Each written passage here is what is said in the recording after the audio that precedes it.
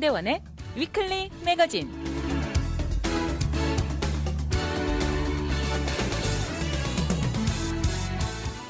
안녕하세요. 위클리 매거진의 문대원입니다. 점점 낮의 길이는 길어지면서 여름이 곧 다가오는 느낌입니다. 그런가 하면 매년 이맘때면 찾아오는 보라색 나무 자카란다 가지에 보랏빛이 조금씩 보이기 시작합니다. 작년 이상하게도 6월이 될 때까지 진정한 보라색이 나타나지 않았던 것에 비하면 올해는 정상적인 사이클로 돌아올지 모를 일입니다. 얼마 전 2000년 가을에 쓰러진 캘리포니아 세콰이어 나무를 구경할 기회가 있었는데 여러 개 나이테와 당시 나무 나이를 보여준 것이 있었고 제일 오래된 것은 1800년대로 기록되어 있는 것이었습니다. 1000년도 넘게 묵묵히 살아온 나무를 보면서 입이 다물어지지 않았습니다. 대자연의 거대함 앞에 인간이 얼마나 소역하고 적은 존재인가 하는 생각에 새삼스럽게 드는 하루였습니다.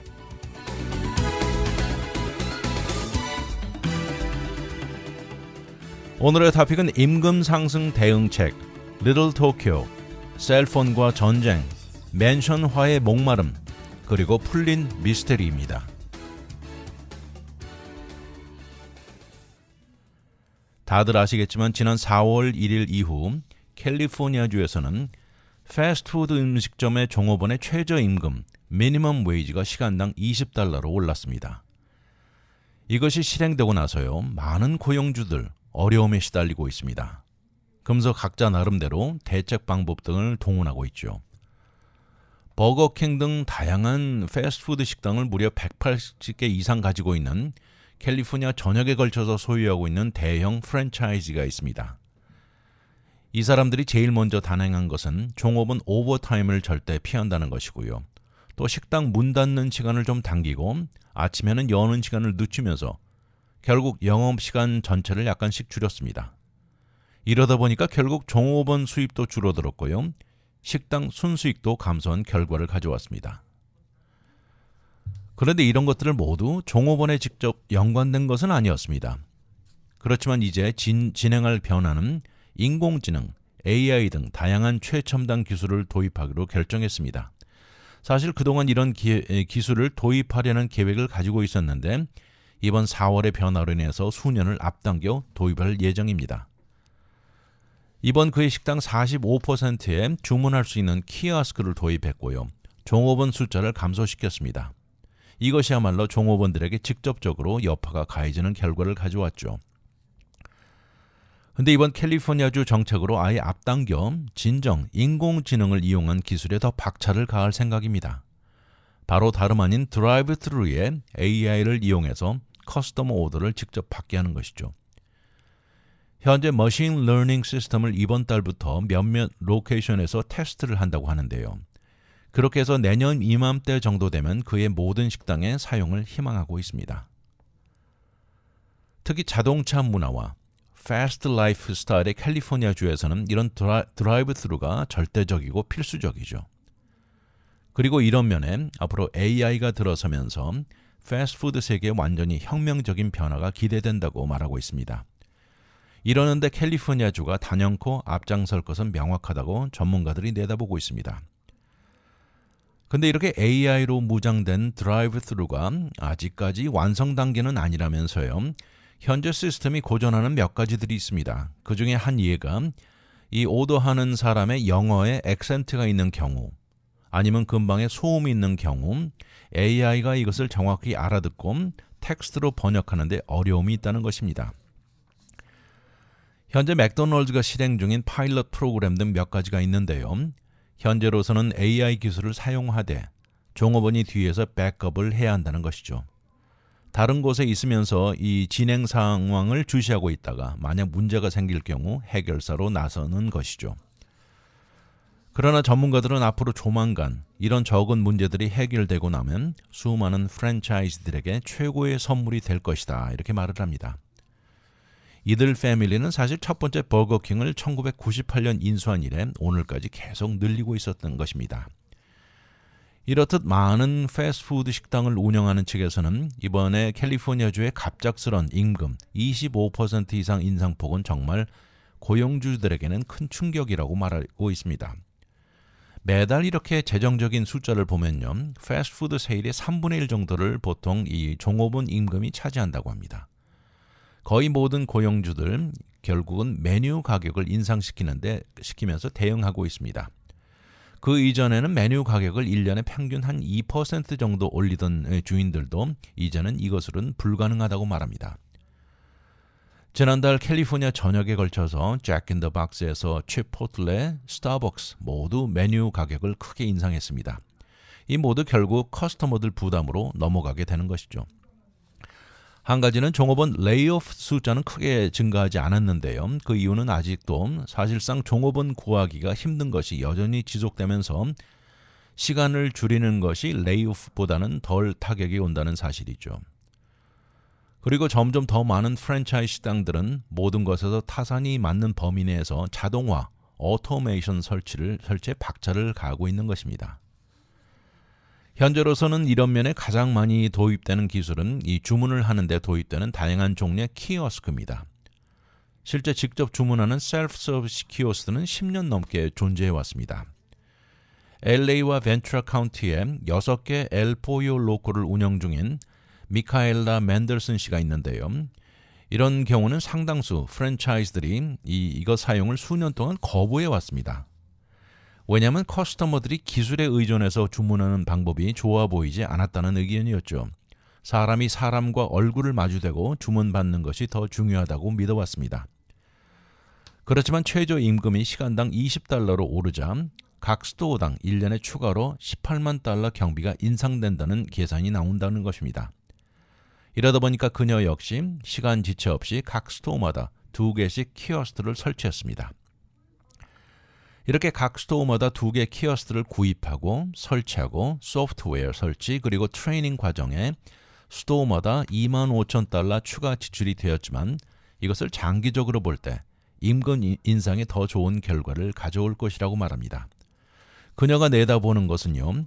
키오스크 하나로 이 5시간 종업원 일을 대신하는 결과가 나온다고 합니다.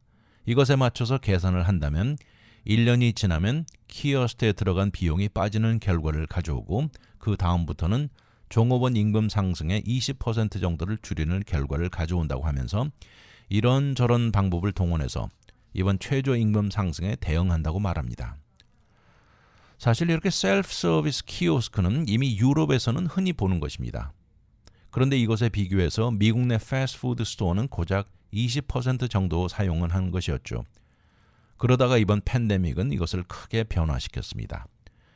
이 방법으로 임금을 줄일 수도 있지만 음식 주문 가격 액수가 더 높을 수 있다는 연구 결과가 여러 곳에 나와 있죠. 근데 앞으로 패스트푸드 식당에 이 AI는 완전히 혁명적인 게임 체인저가 될 것으로 내다보고 있습니다. 팬데믹 당시 세일의 80%가 드라이브-스루로 이루어졌죠. 그러면서 앞으로 AI 오더는 드라이브-스루를 한층 더 빠르게 진행되게 변하게 만들 것이고 세일도 증가시킬 것이고 종업원들의 오버타임도 완전히 사라지게 만들 것이란 지적입니다. 전문가들 예상으로는 AI를 동원한 드라이브-스루가 컨시스턴하고 정확도가 어느 정도 받아들여질 정도까지는 1년에서 2년 정도 걸릴 것으로 내다보는데요. 현재로서는 많은 곳에서 테스팅 과정입니다. 이런 테스팅 과정에 상당수 커스터머들은 불편함에 화를 내고 결국 사람이 해결하는 빈도수가 여전히 높다는 것이죠. 현재 대표적인 패스트푸드 체인점 중 AI 드라이브-스루에 대해 가장 많이 언급하고 있지는 않지만 이 중에 앞장서는 곳은 바로 맥도널드입니다. 맥도널드는 IBM이 개발한 시스템을 이용하고 있다고 하는데 더 자세한 정보는 말하고 있지 않습니다. 캘리포니아 주 안에서는 최소한 카르스 주니어와 하디스의 주인 격인 CKE 레스토랑이 리더라고 합니다.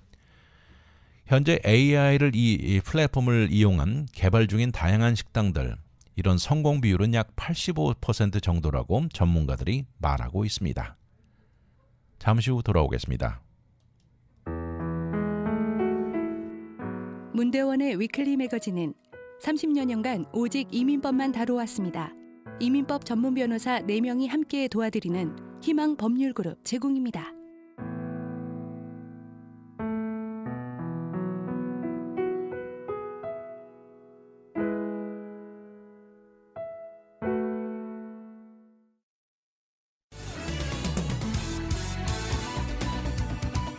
와이드 매거진, 문대원의 위클리 매거진.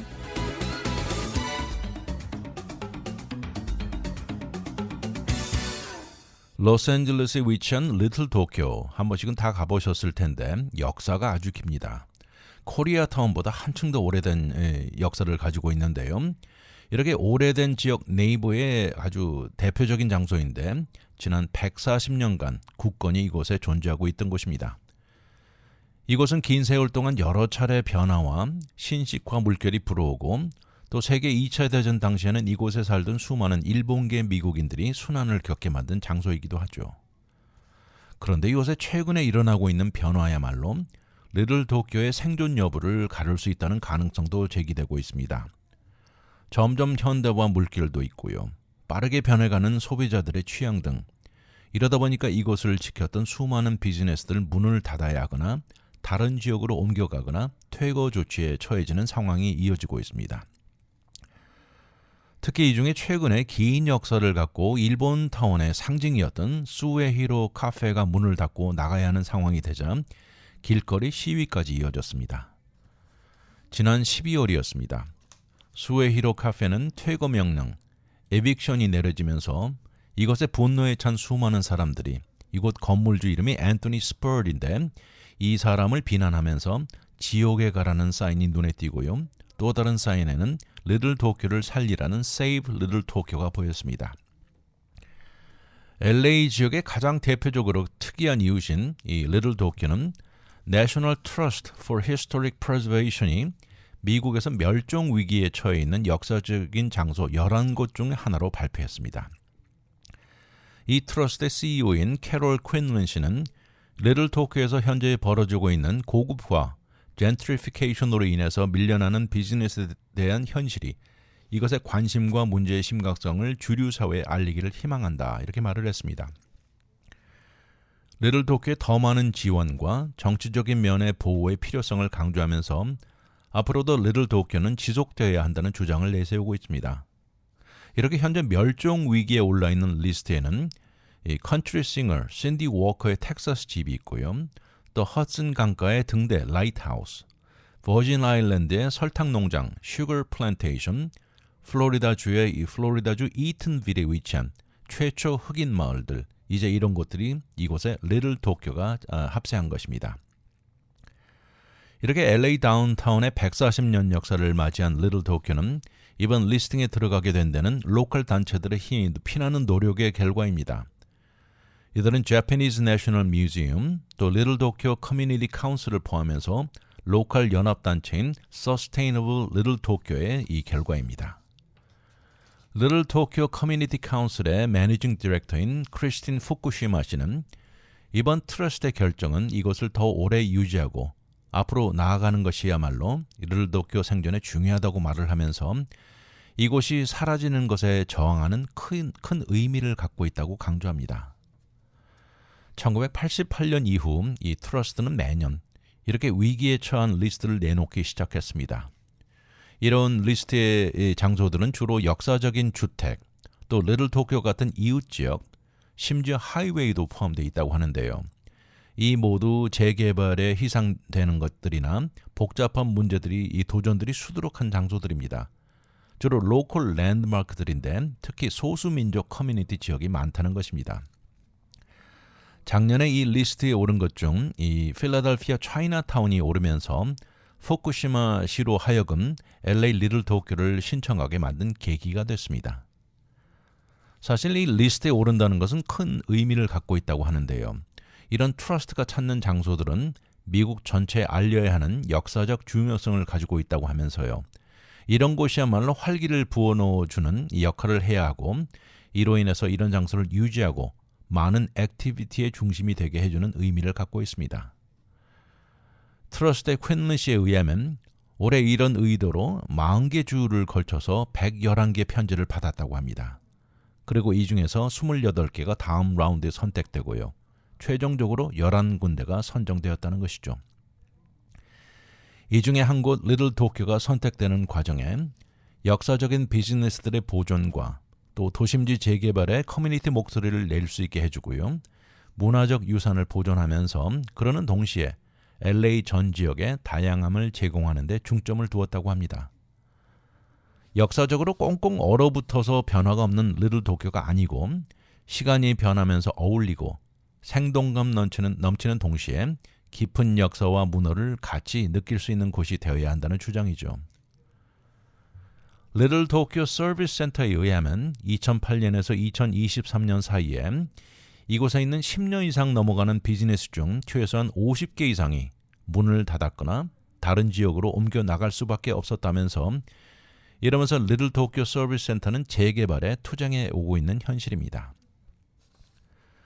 그러면서 이런 비극적인 케이스 중 가장 최근에 일어난 케이스가 바로 앞에 말한 수에히로 카페이죠. 그런데 이곳 외에도요. 리틀 도쿄 아츠 앤 기프트가 문을 닫았고 또 편의점인 패밀리마트도 마찬가지고요. 엔젠 하드웨어 스토어도 옆에 렌트가 더 저렴한 빌딩으로 옮겼고요. 리틀 도쿄 코스메틱 스토어도 개업 5년 애니버서리를 며칠 남겨놓고 장소를 떠나야 했던 것입니다. 또 특히 당시 미국에서 최초로 들어섰던 또 샤브샤브 하우스도 32년 동안 비즈니스 역사를 뒤로하고 사라졌습니다.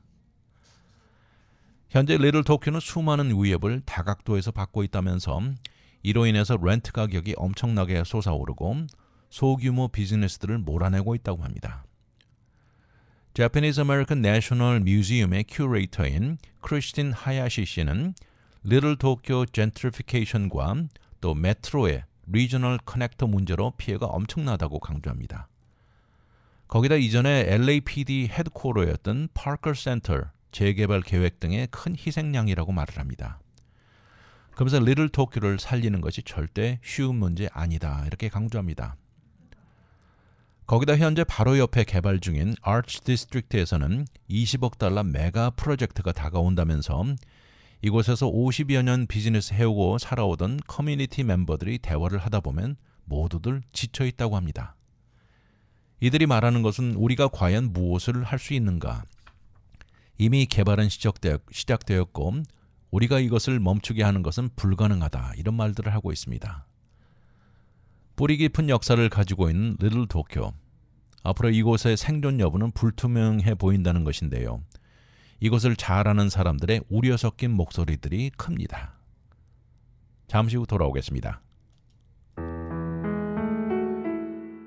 문대원의 위클리 매거진은 30여년간 오직 이민법만 다뤄왔습니다. 이민법 전문 변호사 4명이 함께 도와드리는 희망 법률그룹 제공입니다.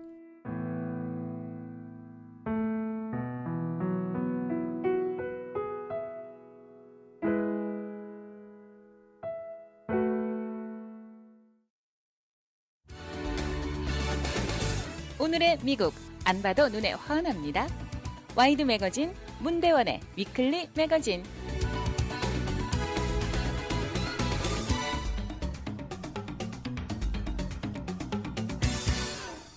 이번 이야기는 동부 커네디컷주의 한 미들스쿨에서 일어난 이야기입니다. 바로 2년 전 레이먼드 돌핀 선생님은 교감으로 승진되었을 당시 일인데요. 학생들 상황이 절대 정상이 아님을 느낀 것입니다. 문제는 바로 셀폰이었습니다. 학교 규율상 이 셀폰이 금지되어 있어도 클래스 안의 모습을 이렇게 보면 셀폰을 사용하는 비율이 90%를 넘어갔고요. 또 학생들 간 종종 일어나는 충돌 중에 99%는 소셜미디어를 통한 것이었습니다. 또 언제고 교감 선생님이 복도를 지나가거나 카페테리아 모습을 이렇게 둘러보아도 고개들은 모두 펭귄처럼 수그려져 스크린에 부착되어 있는 모습이었습니다. 결국 그는 미국에서 정말 보기 드문 일을 시행했습니다. 그해 12월부터 학교 안에서 셀폰은 무조건 금지되는 조치를 내린 것입니다. 이 학교 이름이 이링 미들스쿨인데요. 그러자 반란 수준의 난리가 난 것입니다. 반대는 학생들뿐만 아니라 일부 학부형들도 이런 반대 의사를 나타냈는데요. 그렇지만 이것을 강하게 밀어붙였고 결국 생각지 않은 좋은 결과를 얻은 것입니다. 교감 선생님은 말합니다. 셀폰 금지를 설탕 음식 끊는 것에 비교를 하는데요. 이렇게 한 달만 지나고 나면 기분이 좋아지는 결과다 이렇게 말을 합니다. 이렇게 이링 미들스쿨 사례는 미국 전국에서 일어나는 문제를 반영하는 것입니다. 학교 내 다양한 기술 디바이스 사용은 빈번하면서 이것으로 인해서 교육에 상당한 혼란과 방해를 가져오는 것이 명백합니다. 그리고 전국 수많은 교육자들은 이것을 막는데 고전하는 현실입니다. 캘리포니아주에서 인디아나, 펜실베니아 이르는 전국적으로 수많은 학교들이 셀폰 자체 사용을 금지하는 방침을 도입하고 있는 현실입니다. 이런 결정을 내리는 데는 수많은 연구 결과가 보여주듯이 셀폰과 소셜미디어의 사용이 어린 학생들 건강에 얼마나 해롭고 티네이저들은 하루 종일 사용한다는 리포트들도 놀랍지 않은 현실이죠. 올해 45살인 돌핀 교감은 짙은 안경을 쓰고요. 무전기를 허리춤에 차고 있는 모습입니다. 이는 대학 졸업 직후 교사가 되었습니다. 그러다 은행에서 몇 년간 일한 후 바로 10년 전 학교로 돌아온 사람입니다. 그러다 학교 내 셀폰 문제의 심각성을 피부로 느끼게 되었고요. 그러다 어느 날 이웃 하트포드 학교에 친구 교사가 있는데 이 친구가 셀폰 여파를 줄일 수 있는 방법을 추천하자 당장 실천에 옮기게 되었습니다. 이로 인해서 현재 미들스쿨 아침의 등교시의 모습은 이렇습니다. 아침 7시 50분 정문 앞에 교감 선생님은 그가 서 있는 장소에 서 있습니다. 조금 후 800여 명에 해당하는 학생들이 등교를 하는데요. 학생이 가지고 있는 셀폰은 회색 인주 주머니 파우치 안에 집어넣습니다. 그리고 그 파우치에 붙어있는 곧장 자석으로 만들어진 락이 잠기게 되고요. 본인 백팩에 주머니를 집어넣습니다. 이것을 선생님에게 직접 확인시켜주고요. 학교 안으로 들어가는 것입니다. 그렇게 셀폰은 학생들 백팩 안에 학교가 마치는 오후 2시 45분까지 잠긴 채 있는 것입니다. 이런 주머니 파우치는요, 캘리포니아주에 있는 회사 연더가 생산해내는 것입니다. 절대 만만하지 않습니다. 학생들이 절대 열지 못한다고 합니다. 14살짜리 마이클 윌슨 학생은 처음 셀폰 정책을 듣고 울었다고 합니다. 그리고는 학교 카페테리아에서 페티션을 모아 학교 측에 진정서까지 제출한 학생입니다. 그런가 하면 오늘 아침에도 파우치 안에 셀폰을 넣고 잠근 치오마 브라운 역시 처음에는 분노에 부글부글 거렸다고 합니다. 그런데 시간이 지나면서 기분이 조금씩 변했다고 하면서요. 수업 중에 집중하는 것이 다소 수월해진 것이 느껴지고 요새는 셀폰이 백팩 안에 있는 것조차 한 번씩 잊어버린다는 것입니다. 이렇게 주머니 파우치 안에 셀폰을 집어넣고 잠기는 것에 선생님들도 일부는 이것이 과연 성공할까 처음에는 스캡티컬 했다고 합니다.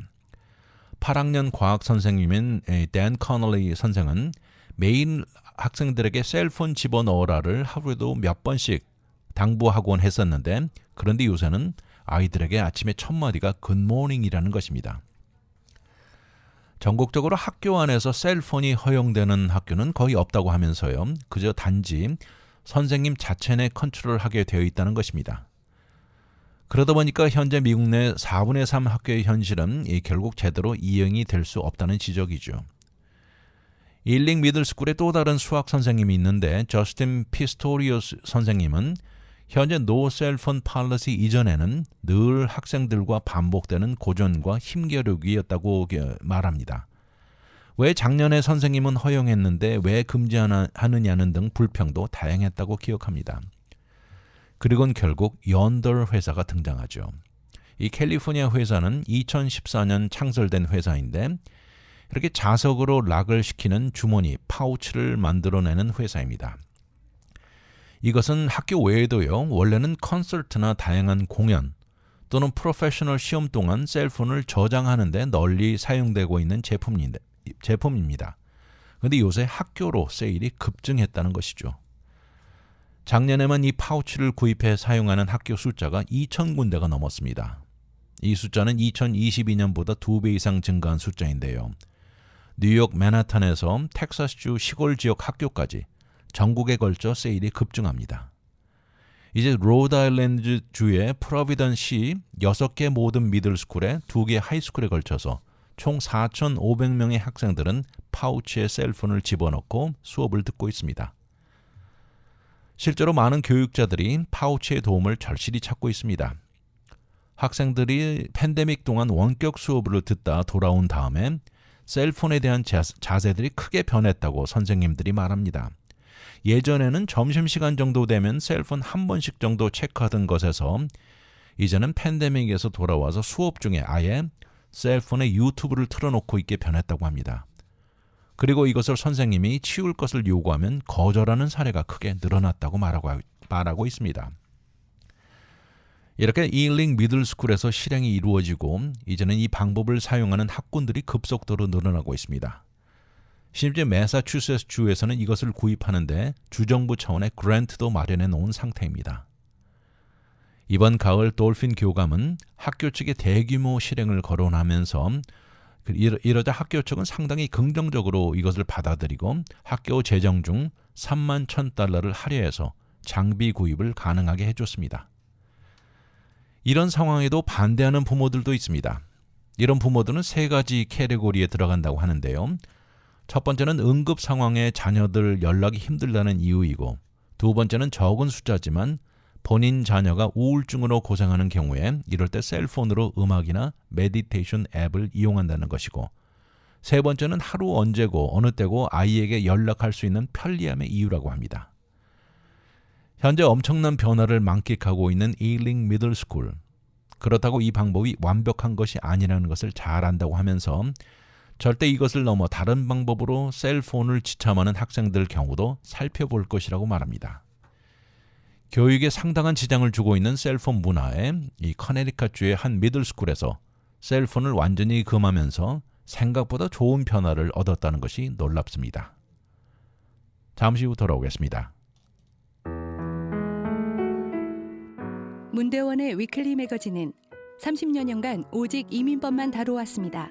이민법 전문 변호사 4명이 함께 도와드리는 희망 법률그룹 제공입니다.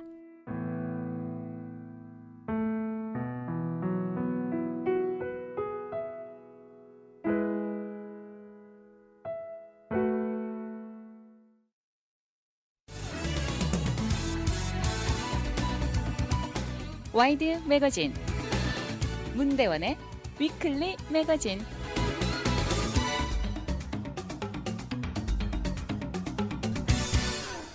주택의 맨션화, 이것 과연 미국 문화일까요? 요새 점점 더 많은 미국인들이 큰 집을 선호합니다. 뒷마당은 좀 작아도 되는데 큰 집을 아주 좋아한다는 것인데요. 그러다 보니까 이렇게 오래된 집을 사서 완전히 커다란 집을 짓는 숫자도 늘어납니다. 근데 오래된 집, 특히 이런 것들이 역사적으로 유명한 집을 사서 완전히 무너뜨리고 커다란 집을 지으면서 문제가 되는 경우도 있습니다. 그중 한 예가 바로 오래전에 지어진 지머맨 하우스라고 있는데요. 이 집은 유명합니다. 브렌트우드에 지어졌을 때 이때 당시 이것은 완전히 캘리포니아 드림이었습니다. 1950년대 그때 당시 이것은 초현대판으로 지어진 크레이그 엘우드라는 사람이 디자인한 프로젝트입니다.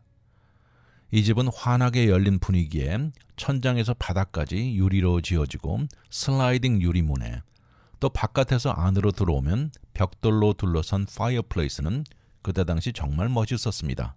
서던 캘리포니아의 상징 같은 집이었다고 얘기하고 있습니다. 2770 스퀘어풋의 4베드룸 하우스인데요. 마틴 그리고 이바 짐머맨 부부 집이었습니다. 이 집은 그 이후 1968년에 리처드 켈튼에게 팔리고요. 1975년에는 로프 부부에게 $200,000 5,000에 팔린 역사가 있습니다. 근데 이 집이 가장 최근에 와서 2022년 영화배우 크리스 프랫이라고 아시죠? 크리스 프랫과 이 부인 캐서린 스워츠네거, 이 아놀드 스워츠네거의 딸인데요. 이 부부는 $1,250만 이 집을 구입하고 이것을 결국 무너뜨리고 15,000 스퀘어풋 맨션을 짓게 되면서 문제가 발생하기 시작했습니다. 이렇게 오래되고 의미가 있고 역사적인 하우스가 사라지고 하찮은 가치의 부동산밖에 되지 않는다는 인상을 주었고요. 그때 당시 유명한 게릿 엑보가 디자인한 정원과 랜드스케이핑은 모두 파괴되어 버린 것입니다. 그런데 1에이커 면적에 위치한 지머맨 하우스가 작년 크리스 프랫 부부에 의해서 구입되고 철거되기 이전까지 이 집이 이런 위기에 처해 있는지도 아는 사람은 많지 않았습니다. 그런데 이 집이 이제는 15,000 스퀘어풋 팜하우스가 들어설 예정입니다. 부부는 인터넷 소셜미디어의 신랄한 비난의 대상이면서요. 물론 본인 소유의 집이지만 역사적인 건물을 이렇게 파괴시켜버리는데 많은 사람들이 비난하고 있습니다. 이런 것을 두고 보존주의자들은 충격적이지만 놀랍지는 않다는 입장입니다.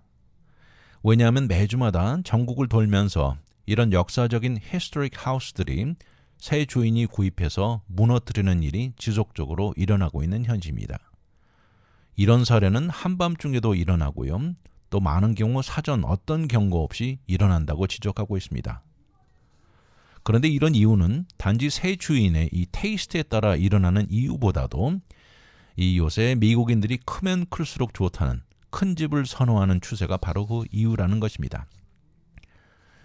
이번 지머먼 하우스를 보면서 LA 카운티 내 건축물 보존 비영리 단체인 로스앤젤레스 컨서번시의 CEO인 에이드리언 파인 씨는 이런 사례는 절대 LA에만 국한된 것이 아니라고 강조합니다. 이런 역사적인 집들이 사라진 일이 점점 더 빈번히 일어난다고 말을 하고 있습니다. 작년 지머먼 하우스가 새 주인에게 팔렸을 당시 파인 씨는 이 집을 무너뜨리고 거대한 집이 들어선다는 소문을 들었습니다. 이 소문을 듣고 응급조치에 들어갔습니다. 이 한 가지 옵션이 있었는데 그 옵션은 LA 랜드마크 프로그램 하에 있는 지머먼 하우스를 히스토릭 컬처럴 모니먼트에 적용될 수 있게 하는 아주 어렵고 복잡한 과정을 시작한 것입니다. 이것은 새 주인이 이런 맨션을 건설한다는 것을 일반에게 공개하지 않을 경우에 어느 정도 제동을 걸 수 있는 방법이라고 강조합니다. 어느 누구도 알지 못하는 상황에 그렇지만 새 주인은 철거하는 퍼밋을 가지고 나타난 것이죠. 이것을 두고 프렛 부부 측 대변인은 이 이메일의 요청에 반응을 거부하고 있습니다. 미국 내 LA는 특히 최신식 현대 하우스들이 많은 도시입니다. 어떻게 보면 역사적으로 이 LA는 이런 모던 하우스가 늘 제일 먼저 나오는 곳이기도 합니다. 특히 서던 캘리포니아는 1945년부터 1966년까지 예술과 건축 매거진에 의해 운영되는 프로그램이 있는데 이 이름이 K-스터디 하우스의 본산지이면서요. 현대판 건축가들을 주관하던 곳입니다. 이런 이름들에는 유명한 이름들이 많은데 레이 임스, 리처드 뉴트라, 또 크레이그 엘우드 이름들이 속해 있습니다. 그리고 이들은 미래 집들을 지어오던 역사를 이어왔던 것이죠. 이 시절 LA 인구는 폭발적으로 팽창하기 시작했고 주택 디자이너들은 최고 황금기를 맞았습니다. 1973년 당시 보통 일반 가정 싱글 패밀리 홈은 보통 넓이가 1525 스퀘어풋이었습니다. 그런데 이것이 2022년 와서는 2383으로 평균이 되면서 엄청나게 커졌죠. 그런데 이런 이제 역사적인 집들이 철거되는 것은 LA 문제만이 아니라고 앞에 말씀드렸죠. 또 다른 예를 보면 피닉스의 LB들이 디자인한 피닉스 도조도 사라졌고요. 또 매사추세츠의 케이프카드의 마셜 브루어가 디자인한 서머 카디지가 철거 바로 코앞에 와 있고요. 시카고의 존 슈미트가 디자인한 집도 이제는 어느 누구라도 다른 곳으로 옮길 수만 있다면 그냥 가져가라고 나와 있는 상황도 있다는 것입니다. 이렇게 철거되면서 이 철거되어 가는 집들이 점점 늘어나고 있어서 마치 도미노 현상 같다고 비유를 하는데 20세기 중반에 지어진 대부분 역사적인 집들은 그때 당시 미래를 겨냥하고 디자인된 것들이 많습니다. 그러면서 그때 당시에는 최신식 빌딩 기술을 도입한 것인데 근데 이 대부분이 50에서 70여 년이 지난 지금 와서는 이것을 대체하거나 유지하기가 힘들다는 지적이죠. 심지어 이것을 수리하고 고치는 기술을 가진 전문가를 찾는 것도 거의 불가능하다고 말합니다. 이런 역사적인 하우스들이 철거되지 않아도 본 형태를 알아볼 수 없을 정도로 리모델링이 되는 경우도 있다면서 이럴 때는 역사적인 집이라고 부르기도 쑥스러울 때가 있다는 지적입니다. 이제 이런 20세기 중반에 그때는 당시에는 현대화 집이었던 모더니스트 홈들이 이제는 멸종 위기에 처한 상황입니다. 이런 현실이다 보니까 보존주의자들이 할 수 있는 방법은 두 가지입니다. 이 주인에게 설득과 제한밖에 없다는 것이죠. 그러나 집주인이 모든 권한을 갖고 있는 현실이라 아무리 역사적인 집을 산 사람이 철거하지는 않아도 적절한 관리가 따라주지 않는다면 무슨 의미가 있느냐는 지적이죠. 이런 면에서도 다른 어떤 도시보다도 LA는 역사적, 문화적 건물들을 유지하고 보존하는데 늘 앞장선 도시임에는 틀림없다고 합니다. 아무튼 점점 더 큰 집을 선호하는 미국인들의 현실에 역사적으로 유명한 집들이 하나씩 사라지고 있는 현실입니다. 잠시 후 돌아오겠습니다. 문대원의 위클리 매거진은 30여년간 오직 이민법만 다뤄왔습니다. 이민법 전문 변호사 4명이 함께 도와드리는 희망 법률그룹 제공입니다.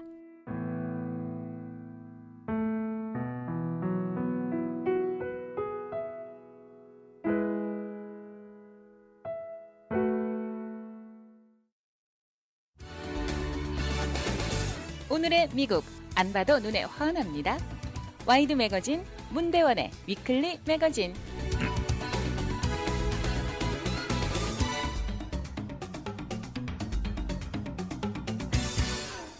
지난 2003년 뉴욕의 맨하탄 빌딩 지하실 철거 작업 중이었는데요.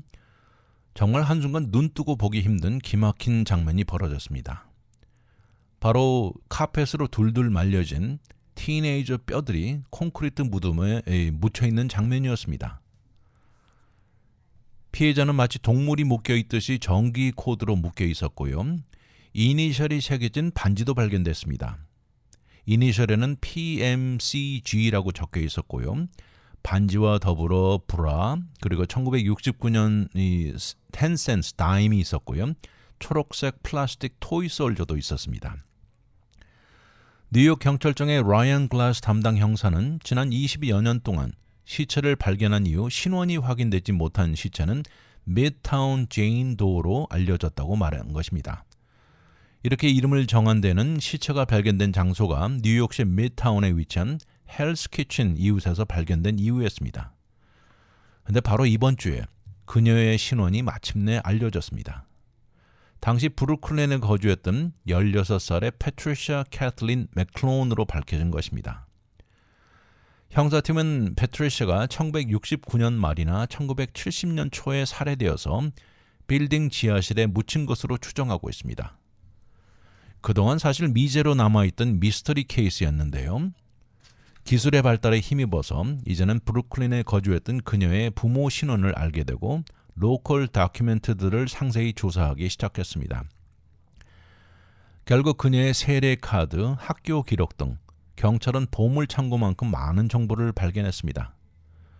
그러면서 그녀가 사망하기 마지막 몇 년간 그녀의 인생을 점칠 수 있을 만큼 자세히 알게 된 것이죠. 여러 개 법의학, 포렌식 테스트 결과로 그녀의 DNA는 주위 몇몇 사람들과 연결되는 것을 발견하고 그 중에 한 명은 바로 그녀의 어머니였습니다.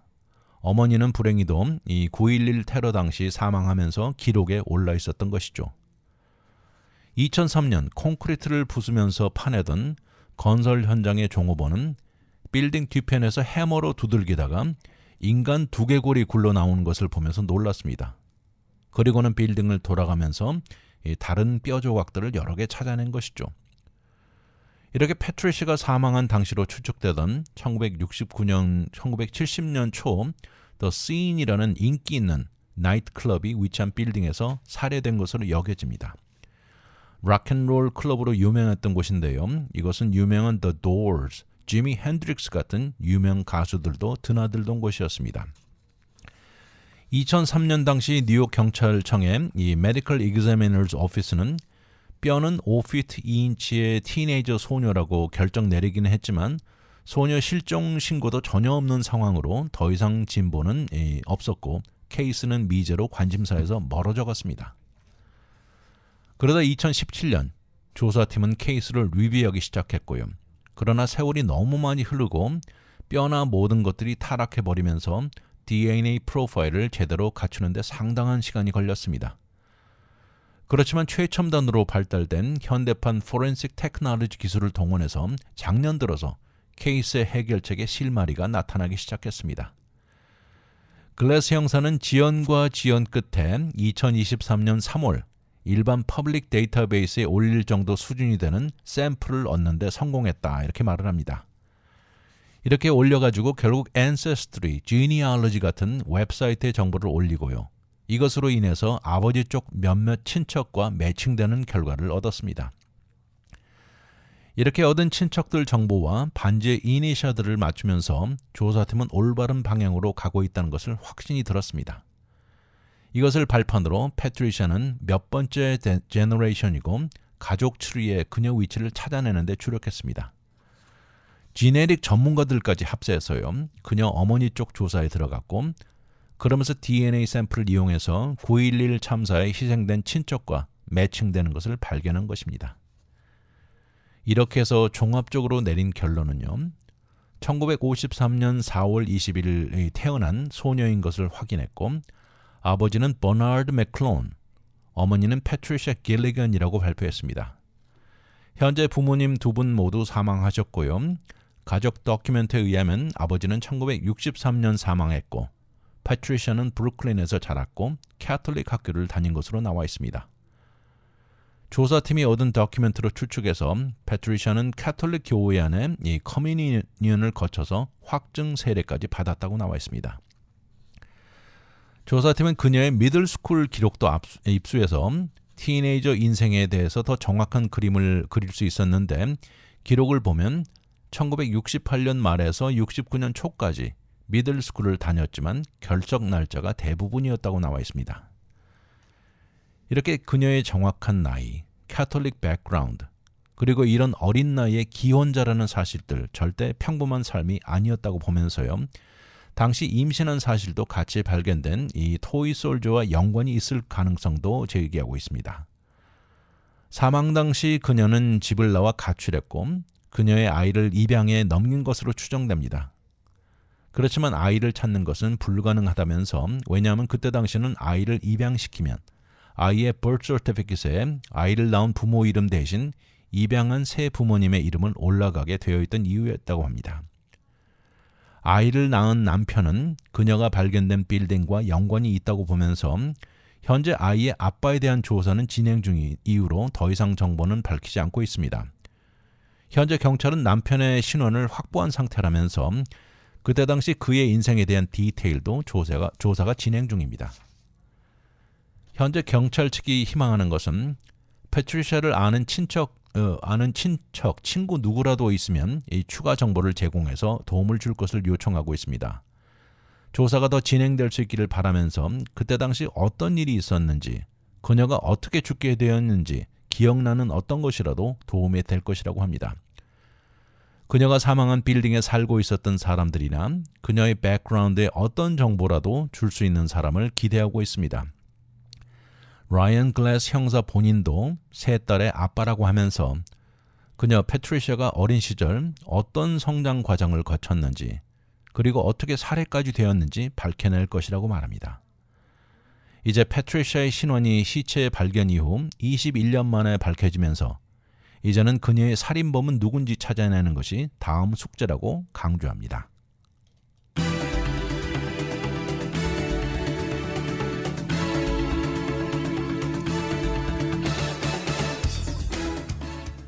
최첨단으로 발달된 포렌식 기술은 예전에 불가능했던 것을 가능하게 해주면서 많은 숫자의 미스터리를 풀어주고 있습니다. 20여 년 전 공사장에서 콘크리트를 깨내던 순간 굴러나온 인간 두개골은 정말 놀라운 일입니다. 당시 실마리는 풀리지 않고 미제로 사람들의 관심에서 멀어져 간 케이스가 된 것이죠. 반지에서 나온 이름 이니셜 등 모든 정보가 합쳐지고 2017년 들어서 발달된 기술로 DNA 프로파일이 형성되고 포스팅이 이루어지면서 결국 매칭되는 결과를 얻은 것입니다. 그로 인해 시체의 신원은 물론이고 그녀가 어디서 성장했고 사망 당시 나이도 거의 확실하게 추측이 가능해진 것입니다. 놀라운 결과를 얻은 경찰청은 이제 살인범 찾는 데 주력하면서 케이스는 빠르게 진전되고 있습니다. 위클리 매거진은 인터넷을 통해 다시 들을 수 있습니다. radiokorea.com에 들어와 다시 듣기를 누르시고 편안한 시간에 들으십시오. 또한 위클리 매거진을 유튜브에 들어와 RKTV 1540을 통해서도 들을 수 있습니다.